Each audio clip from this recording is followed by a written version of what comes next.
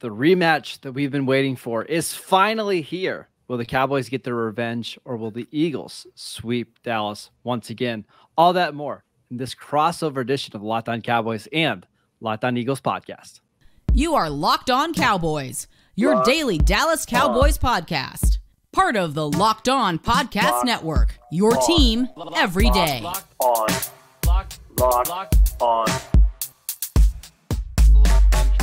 Locked On Cowboys. Welcome back to another edition of the Locked On Cowboys and Locked On Eagles podcast. It's a crossover edition here in the Locked On Podcast Network. We want to thank you for tuning in. I want to thank you for making us your first listen of the day. Today's episode is presented by Prize Picks. Prize Picks is daily fantasy made easy. Pick 2 to 5 players, and if they score more or less than their Prize Pick projection, you can win up to 10 times your money on your entry. First-time users can receive a 100% instant deposit match up to $100 with promo code Locked On. That is prizepicks.com, promo code Locked On. I am Marcus Mosher, host of Locked On Cowboys. You can follow me on Twitter at Marcus_Mosher. I'm joined by the one and only Gino from Locked On Eagles. Gino, how have you been this year, man? I've been good up until just about yesterday when we found out that Jalen Hurts was dealing with a shoulder sprain. And it's not always easy when you find out that your starting quarterback and the guy who should be in the front runner for the MVP race goes down with this type of injury. But I've said it to Lou on the show, and we kind of laughed at it, that this is an Eagle season, and there's going to be adversity that hits. If you look at the Super Bowl season, Carson Wentz goes down in that Rams game. You win it without Jason Peters. You win it without Darren Sproles. They've been here before. It's a different degree because Jalen Hurts is definitely a different kind of player. He has that 11-on-11 versatility where he can make you miss with his legs. And the way he's been throwing has been exceptional. And right now, he has not been ruled out. And the way it sounded yesterday from his press conference with him and Nick Sirianni, they said if he could play through the pain that there's a chance that he might go. But in practice on Wednesday, he was not there. So we will see. That is the biggest storyline right now. Is Jalen Hurts going to play? And it comes down to a divisional matchup on Christmas, which will probably be the most viewed game of the year. And we're all going to be sitting there on Christmas Eve saying, are we going to see a second matchup between these teams with a backup quarterback?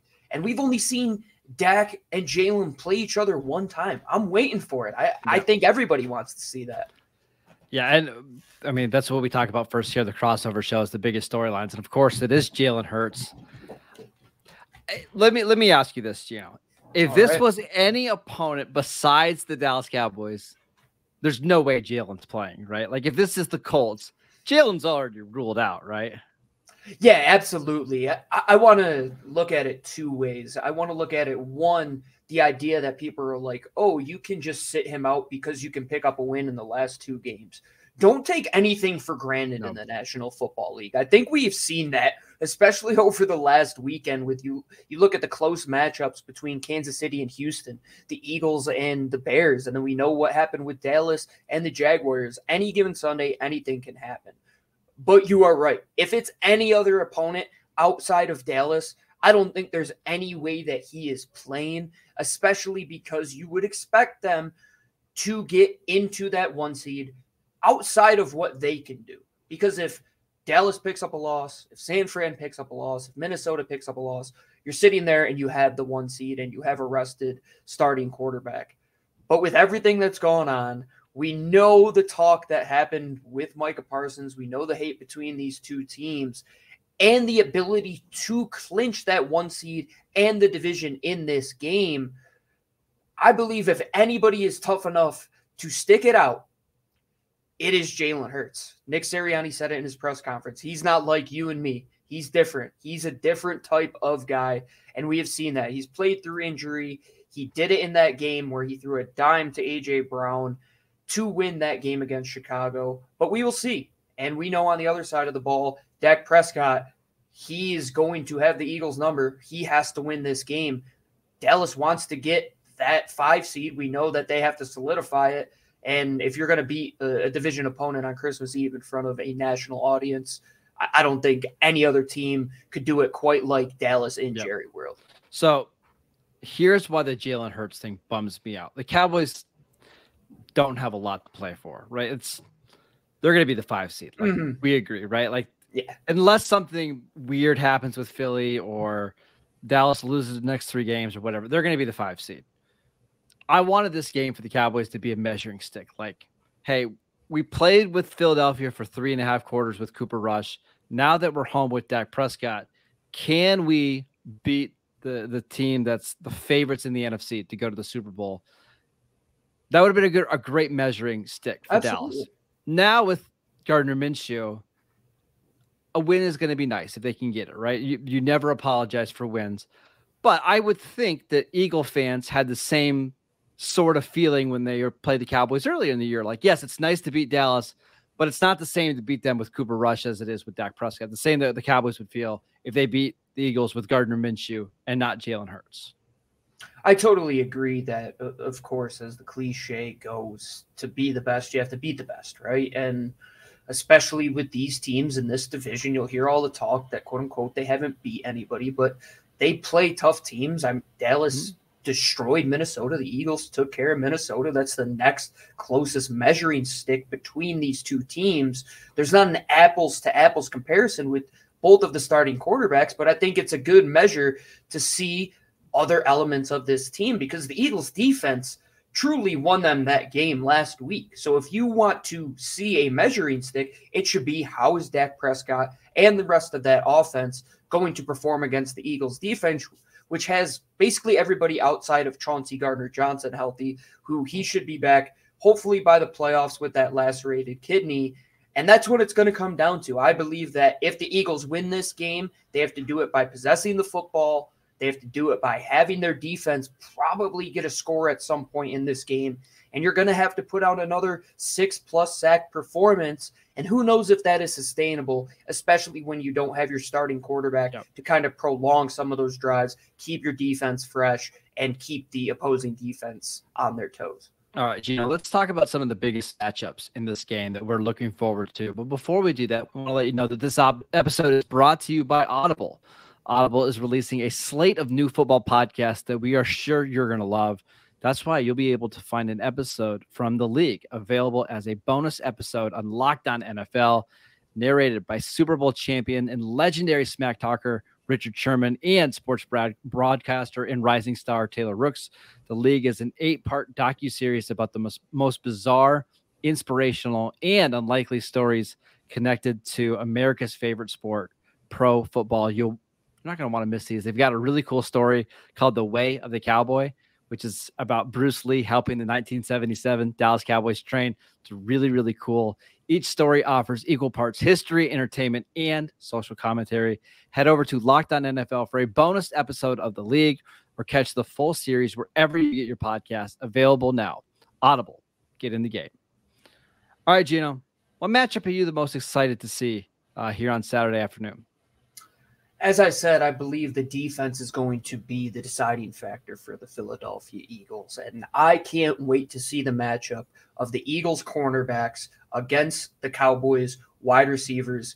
That was the one that we've always looked forward to going back months and even years, because you build your team to beat your division. And what is there that is very good in the NFC East? There's a load of very good wide receivers. And this is just another one of those tests. They got rattled a little bit against Washington when they suffered their first loss. You saw those guys, Terry McLaurin, Curtis Samuel, had big days. And then they were able to shut down the Giants receivers. I know they were without some of their top guys, but this is the game. You talk about measuring stick. CeeDee Lamb is out there.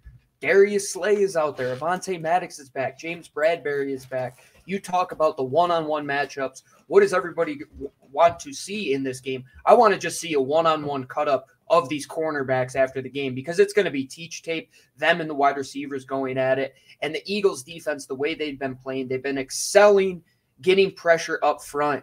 And on the back end, their corners have been playing at a level we haven't seen in basically 2 decades. They haven't had 2 guys on the outside that have played at a top 10 level basically ever. Now they have Slay and Bradbury. Bring Avonte Maddox back into the fold with how well he was playing before that injury.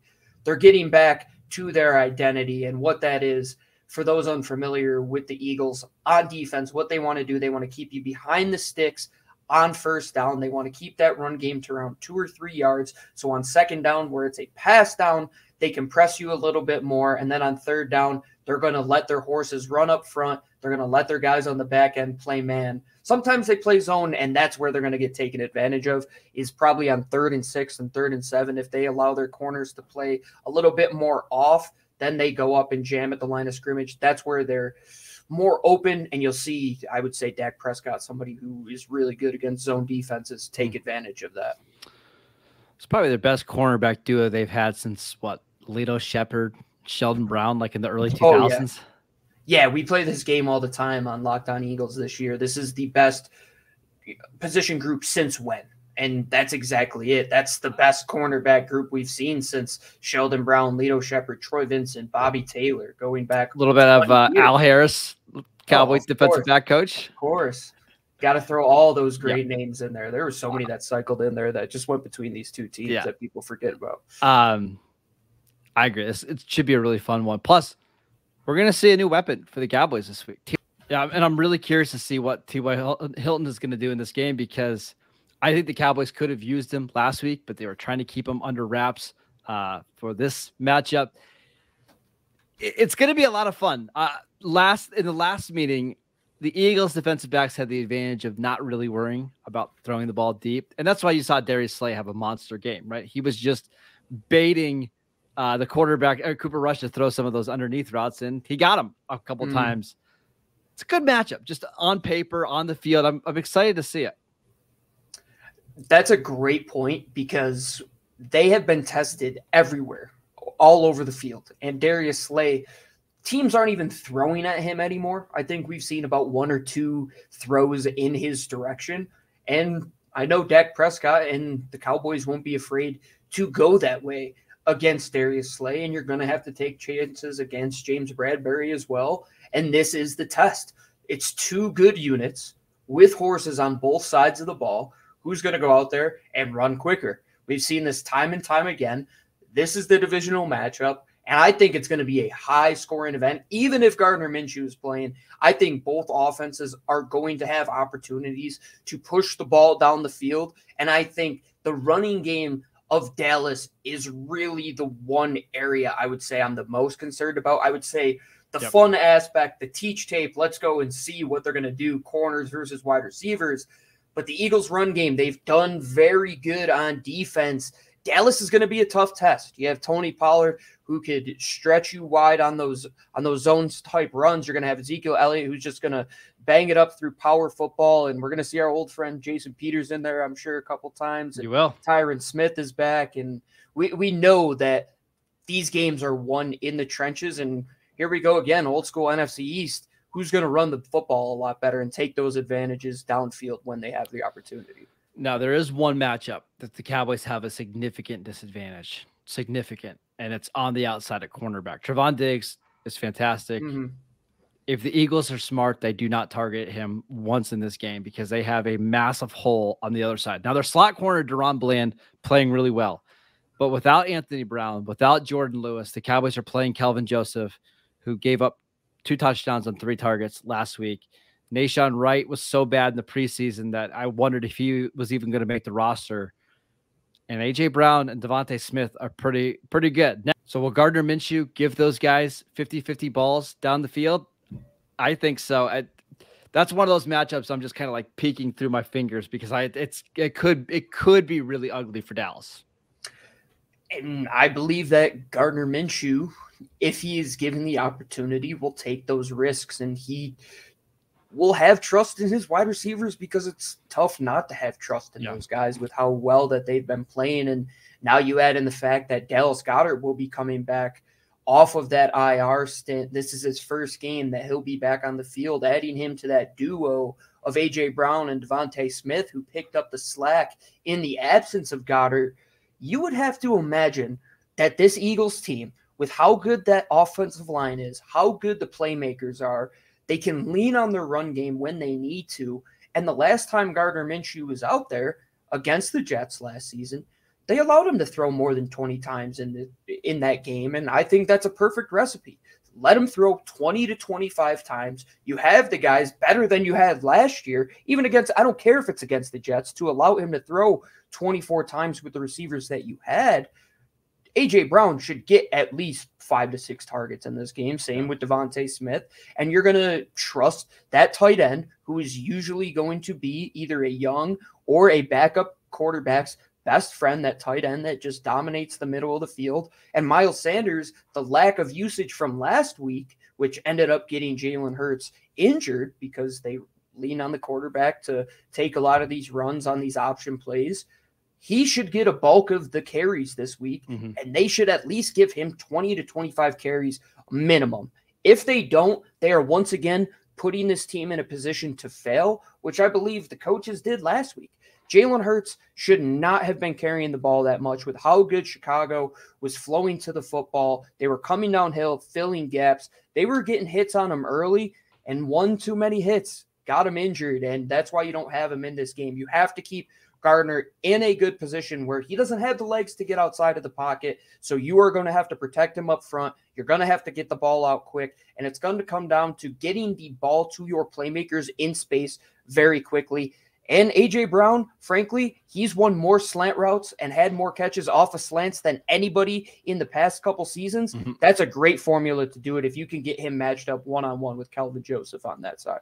Should also mention in the run game, the Cowboys were actually – they had a lot of problems earlier in the year stopping the run. They traded for Jonathan Hankins, and it solved a lot of their issues. He's out for the rest of the regular season with a pec injury. Cowboys are a little bit depleted on the defensive line again. Going to be an issue. We really quickly, we need to talk about Micah Parsons just because of all the noise. Let's do it. I don't know for sure, but I've got some serious concerns that he's not going to play in this game.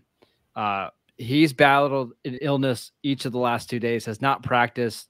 And with the Cowboys, again, kind of locking up that number 5 seed, I think if he does play, it's going to be on a pitch count. I don't expect him to play 50-ish snaps like he has been. And that's a little bit of a bummer considering how much I think he wants to go out and win this game. Wow, that absolutely would shake things up as well, because now if you believe you could allow Gardner Minshew to sit back there and have some time and to let things develop. You've seen what he can do in that timing-based offense where if you've seen the Eagles games, they like a lot of those things downfield where you're getting that safety in the conflict with a couple of routes coming his way, and that takes time to develop. That's not a 1.5 second thing. I think Parsons probably will play. There's no way he's going to be 100% after missing practice and being sick all week. Right.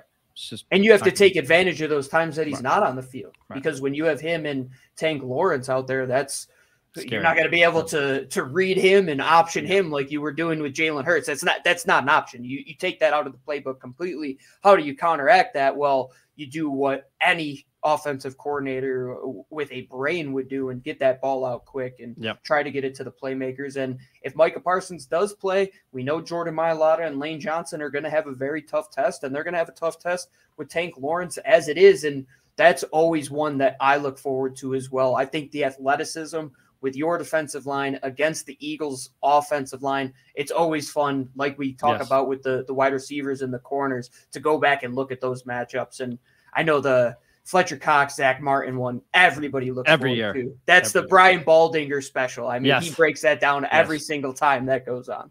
All right, let's do predictions on this Week 16 game. But before we do that, we want to let you know that this episode is brought to you by BetOnline.net.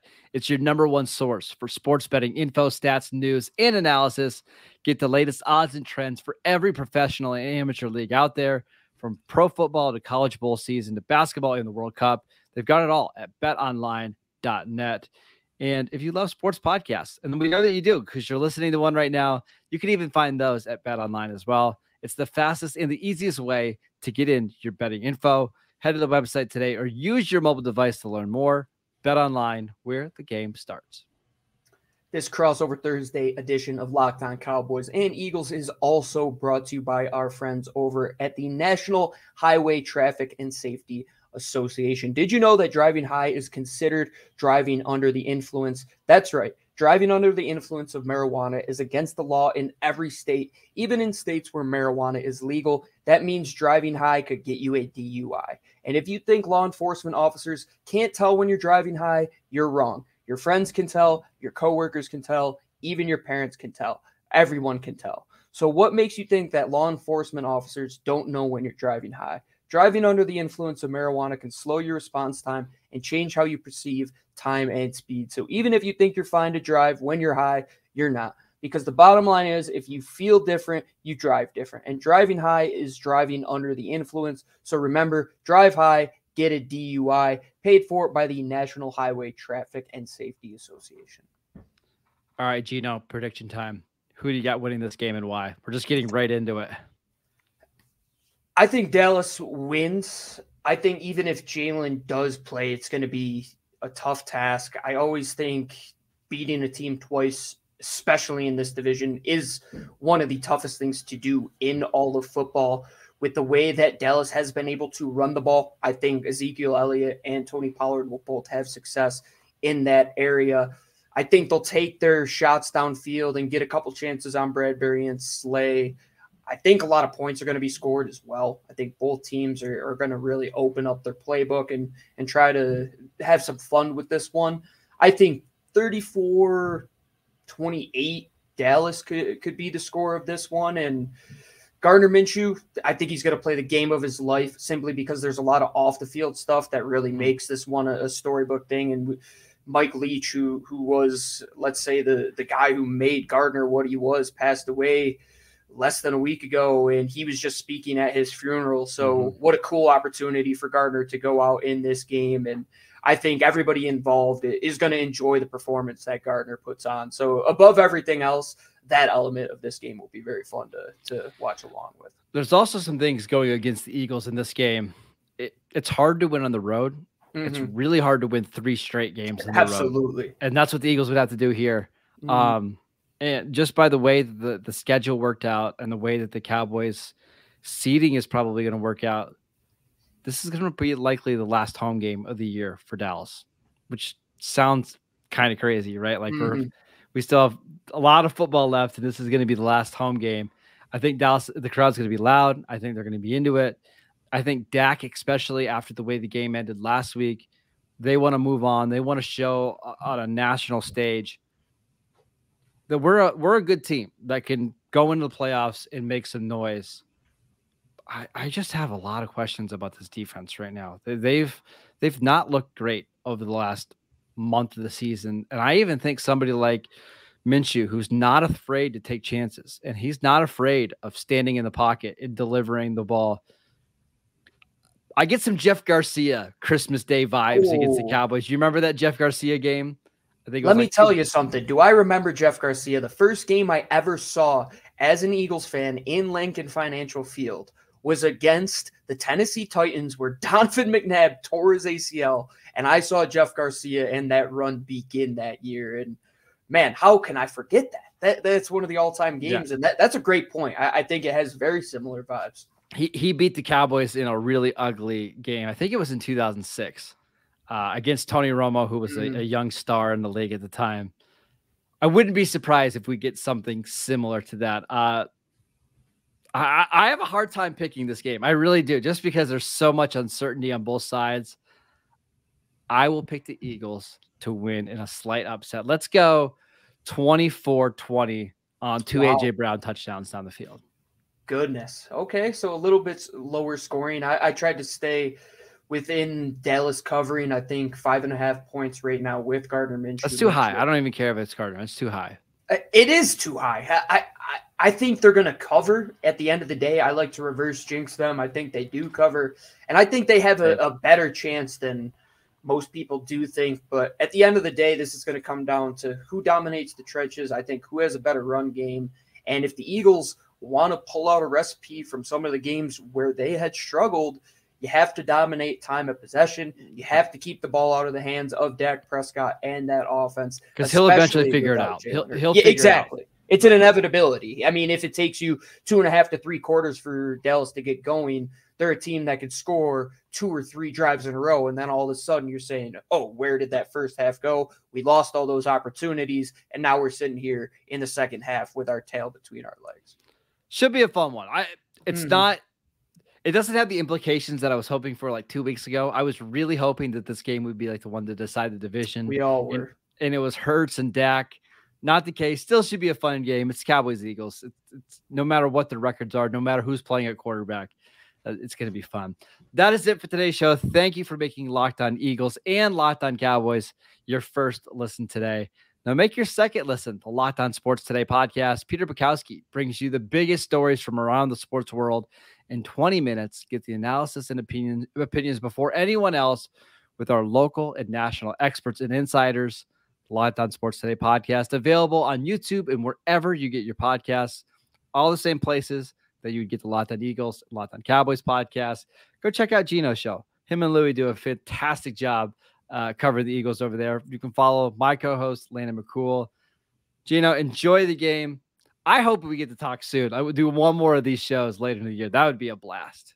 I think every football fan, anybody that's a fan of this league, anybody that's a fan of big viewership numbers should be hoping for that grudge match in the playoffs. I think everybody would want to see it. I always say the league is better when the NFC East is as good as it currently is now. This is going to be a record-setting year for the division as a whole. They're going to surpass any win total numbers that they have had for the past 5 years, and it all comes at the hands of all of these teams figuring it out when it comes down to player personnel, figuring it out when it comes down to executing on the football field. And it makes our job here at Locked On NFL a whole lot better when we get to talk about these teams like this. Enjoy the game, everybody. We hope you have happy holidays. We'll see you guys next time.